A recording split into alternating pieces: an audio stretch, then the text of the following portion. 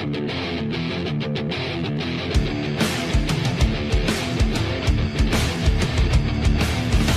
see you as small and helpless. They see you as just a child. Surprised when they find out that a warrior will soon run wild. Prepare for your greatest moments. Prepare for your finest. And hello everybody. I can't really say everything just at one go. So yeah, hello, welcome back. I know it's been about a week or so since I last did my video, but I'm working on 5 videos. One of them's actually done. It's a top 10, but it's not a top 10 on certain things in gaming, I'll tell you that.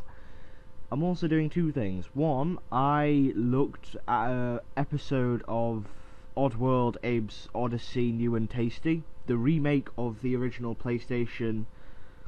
actual PlayStation Oddworld Abe's Odyssey, because I'm a fan of the Oddworld series. I've played, let's see if I can remember them all, Abe's Odyssey, Abe's Exodus, Munch's Odyssey, and The Stranger's Wrath, and the 2 Game Boy games, which is Abe's Go-Go and Abe's Go-Go 2, I think. No, it's Abe's Adventures, I think, in Europe. Never mind, I can't remember, it's not really important, but I'm going to do my thoughts on what I think of the thing, what I think of New and Tasty, and give sort of kind of introduction to what I think of some of like the PS4's next gen look at, because I've got a lot of things to say about the PS4 and Xbox One. I'm going to be hinting to that from time to time. What else do I need to say? Oh, last episode I did that Halo thing.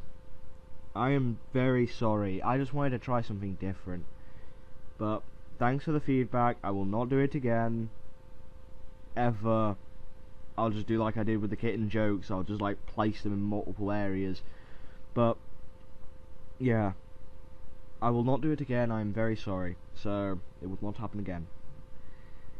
So on with the episode in general as it is. So where we left off, actually, that comes to another thing. This is a 2-parter, so what's gonna happen is I'll quickly do a rerun of what happened last time very quickly. So hold on. Essentially what happens is Ruby and Yang find out that the first hour in Beacon Academy, so Yang runs off and heads to the Great Hall, where Ruby meets Weiss for the first time and makes her get very angry, so Weiss walks off, and then Blake comes in and actually goes very sassy against Weiss, so Weiss again walks off and actually ignores both of them. Ruby wants to become Weiss's friend, so that's where we get the plot development of Ruby herself. Blake walks off. I'm guessing until the plot starts she will return. Ruby lays down on the floor where we meet the next character, Jean of Arc, who introduces himself to be nerdy, but he's not very strong, but very kind, loving character. Both Ruby and Jean have a very short talk quickly through the paths of Beacon Academy, and they discuss where they have to go next. I need to improve on that. That was very young, but that's quickly the rundown of what happened. So stuff went down. Now we come on to episode 3, Shining Beacon Part 2. This is the follow-up to the original one. So Ruby and Jean have found their way into the Great Hall, and Ruby runs off to find Yang, but Jean says, "Oh, where can I find another nice quirky girl to talk to?" And then as he walks off, a mysterious little figure appears. I wonder who it could be. And then after that, Ruby and Yang start talking about how Ruby's first couple of minutes at Beacon Academy have been, where we get a slight little comedy sketch, which I think Monty's been copying Scooby-Doo. Weiss is the ghost, Ruby is Scooby, and you can kind of see where this is going. And yeah, pretty much that's what's gonna happen. Well, apart from that, Weiss goes into this extremely long speech about the Schnee Dust Company's pamphlet and stuff, which doesn't seem to be important, but you'll see what I'm going to do at the end of the episode with that. Yang tries to patch things up with Ruby and Weiss, but I don't see anything, because Yang's just trying to help Ruby and Weiss is just literally ignoring them both, and really just taking the mick out of it. this brings up a question. Why can't Weiss make friends? Because RWBY's trying very hard into this new school to make friends, and Weiss is rejecting it. The only two people she technically knows, Yang and John. Well, if you class John as a friend by now. After that, Professor Ozpin gives this very confusing speech about how all the students here came for knowledge. This comes to the fact on how huntsmen and huntresses work. They don't go in and fight, they strategically plan their way out. Which gives a little bit of an insight on how huntresses are meant to work. Kind of hints how Miss Goodwitch tried in the first episode, where she defended RWBY. She used her actions and abilities to her advantage and tried to use the surroundings and the opponent's ability against her. We then get confirmation from Miss Goodwitch herself, stating that the first test will be on in the Emerald Forest tomorrow, where we then look towards the pajamas. Well, I call it the pajama party scene, because everyone is in their pajamas and then Jean comes in with a onesie. Tell you the truth, I like onesies. I have a onesie, so I think Jean has the upper hand there between everyone. Onesies are cool. Yang tries to basically, after the very epic onesie, Yang tries to basically tell RWBY that it's only just your first day. You've got friends all around you, and you really don't need to take any worry into it. RWBY just keeps neglecting it and saying that she never got to take her friends to Beacon, which symbolises that she's not a social outcast, but more of a person that sticks to people and doesn't want to leave them. After that, we then get to look at Blake. Well, this is where we get the first mentioning of her name, or if you ever caught up with the RWBY wiki or anything like that, you'll understand that you'll know her name by now. But if you've not and you just watched the episodes up until now, Blake is introduced by her name. Well, not her last name, Belladonna. RWBY tries so hard again to make friends because of Yang's kind of little introduction, let us say, and Blake's not really giving a... I'm not going to say anything else. I'm trying to rephrase from doing any swearing through this. But Blake is really just trying to ignore this and wants to read her book, as Yang tries to force, this is how I see it, force both Blake and RWBY to become friends. Which does seem like something a sister would do. But I think RWBY's got the upper hand at this point, because RWBY discusses one quick question out of her head. What is the book called? Blake responds with, it's a man with two souls, each fighting for control over his body. Now, I want to know where that book's from. I keep thinking it's Red vs. Blue. Except, I got disproven after thinking about it. It's not... I keep thinking it was Church. The man with the body and the man with the soul, which is the AI Alpha. Oh yeah, spoilers on the Red vs. Blue franchise. But Alpha comes back with the 9 copies of him. So it doesn't really make as much sense if you look at it correctly. So I've got no idea. You can put your thoughts in the comment section below. Then there's two questions I'd like to ask. One, what's the book? And two, I'll explain at the end. Then we get the first ever shot of all 4 of the RWBY team together. And then the episode ends. Oh, what I mean by all 4 of the characters, RWBY and Yang start having a little bit of a 2D clash fight. Hold on, I thought Monty was meant to be doing 3D anime, not ripping off Looney Tunes. I think someone's already made that joke. I don't know, I can't remember. Anyway, after Weiss's introduction was made, Blake picks up her candle, blows out the lights, and the episode cuts there. At 6 minutes 38 seconds.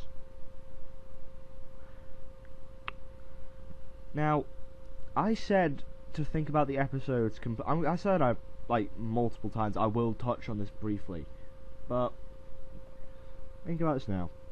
Each episode individually has a shorter time within the two-parters. I'm not going to look at it on that, because what do all the episodes that have shorter times have, which the ones that don't have, which makes no sense. Look, what I'm trying to get out is, they have part 1 and 2.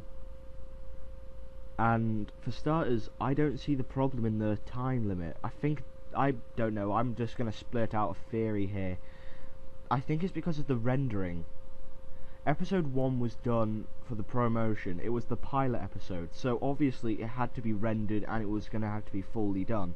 But the other episodes contained more dialogue and probably more cutscenes. It would probably take more rendering. I mean, I've just finished an intro for like everything else I'm going to do. I mean, the RWBY ones, I'm going to stick with my RWBY intro, but for things that are outside of RWBY, like video games or anime news, I will legitly just use a new intro that I've now rendered. I'm now going to use a hint. Well, actually, you know, while I talk now, it will just be on the screen. There you go. Yeah, so I don't really see anything in the time limit. So for people who just start going out exposition, and I'm going to quote myself again, going, oh, well, don't worry, it's just a RWBY time limit, you've got to get used to it. And then other people are like, oh, I want the time limits to be longer, they need to be 15 minutes, why don't we calculate them all to be 15 minutes? That will be 16 episodes with 15 minutes each. Oh my god, you need to do this more. I'm gonna troll Monty Ohm until he does this stuff. And so on and so on. I'm not very good at the voice acting. Monty, you may call me, I'm a voice actor. I'm terrible. But as of from now, that's the only confirmation we've got of any of the 4 characters. Weiss's name, Yang, RWBY, and Blake. All their names have been given down, and now we've had the introduction to all 4 characters plus 1 extra character. Well, 1 extra character and a Spartan. Okay, not the Halo Spartan, but a girl Spartan. I'll tell you her name. You may all know about her already. Because I mean the series is finished now. Her name is Pyrrha Valkyrie, I think. I think I've got that name correctly. Snora Valkyrie or Pyrrha Valkyrie, I can't remember. But essentially, Pyrrha... I'm not going to go into Pyrrha, actually. You'll see what Pyrrha's like roughly next episode, maybe episode 5, I don't know. So, episode 4 to episode 5, you may get an introduction to Pyrrha. And the 2 teams, well, will be fully composition. So we'll have Team RWBY, or the team main character, who's going to have mostly all the adventures and plot developments back through volume 1 to 5, if there is any volumes 3, 4 and 5. And then we're going to have introduction to Team Monty Lightning Ohm Nora. I had a name for this. I had a name a second ago. I wrote it on my script, but then my script glitched out. So like loads of words are missing, and it was like Team Monty Lightning Ohm Super Duper Dust Quadral Actual Mega Ultra Fighting Star Force of RWBY, second main character who's going to have the next development in the next series, probably episode 6, no, volume 6 to episode volume 10. Bleh. That is very long. That is very terrible. Never mind.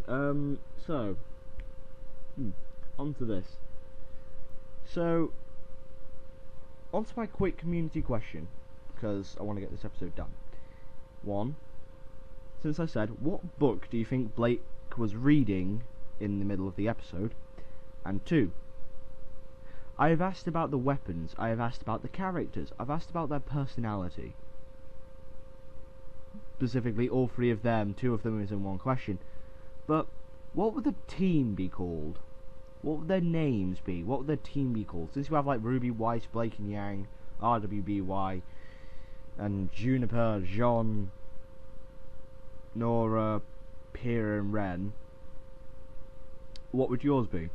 Mine, I don't know. I've got like, I can't figure out 4, so it would be PK, no, B, K, R, and F. I can't really explain why I chose those 4 letters, but they're 4 of my closest friends. So, yeah, that's what I would have gone with. But if you've got any more and you want to rival mine, bring it. I am ready for you. Ready for the feedback. Flame shield. I don't have the flame shield, do I? But yeah. So that's episode 3, Ruby Rose. I may as well go to my final thoughts. The episode has had better animation now. I have looked through it roughly 12, 13 times. I have seen that the animation has gotten a lot better. And to a comment that I saw in that video, I'm not going to quote his name because I don't think it says, hopefully the animation is not so stiff during the future non-action scenes. I want to disquote you on that. The action scenes are the separate things, so I'm going to see these series as this: action scenes and non-action scenes. The non-action scenes have a few things. It's essentially a mistranslation, as the way I see it. There's a few mistranslations into certain things, but I don't like how this person has said stiff animation. I don't think it was stiff. The Scooby-Doo thing, that was stiff for a reason, for a comedy joke. There was no other. All of them gave out fluid animation, but it's a 3D style CGI. They can't clip things together clip 2 characters together, otherwise the file will technically corrupt the video. I've done editing before when it comes to animation, and I know clipping 2 CGI characters together can stop a video from working correctly, and it will freeze on that exact second. Well, I've not used Poster, so I don't really know how that would work. I use Blender. I use like 2 versions of Blender. I use one that's having the Cry engine in it, and the other one that's got like some special Blendery stuff in it. Blender. Yeah, so that's mostly what I can gather from this, and I don't really like how he said it's stiff. Would you class it as stiff? I don't know. But yeah, the animation is better, the character speech patterns are better, I'd say the character growth is actually gotten a lot better due to this, so giving a mystery and letting the audience think. It's very hard to calculate, because before I did this, I usually think about the episode, and then write what I think, but sometimes I can disagree with myself. I put this episode down as an 8 out of 10, but I'm going to loosen it up a bit. I'm going to give this episode a 8.5 out of 10. Why? Well, the scripting is better, the animation is better, multiply everything is better, but we could have a little bit of more of an introduction to Pyrrha, or have at least a little hint to Nora and Ren, or at least understand what Ozpin's speech was.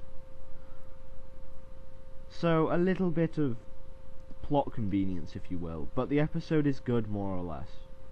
It is a must-watch episode, and it's one that I'd say you can skip without any sort of problem to the main story, but I do advise you watch the episode, but it is kind of a skippable one. But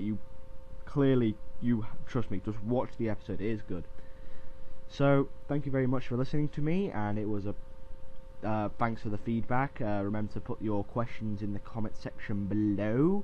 Remember to like, share, subscribe, and do anything you feel like would be worthy just to get this video out, or just to get my name out, because I'd like to see what more people think about the RWBY franchise than just multiple others, because I've got like multiple others now talking to me about this, which is very funny.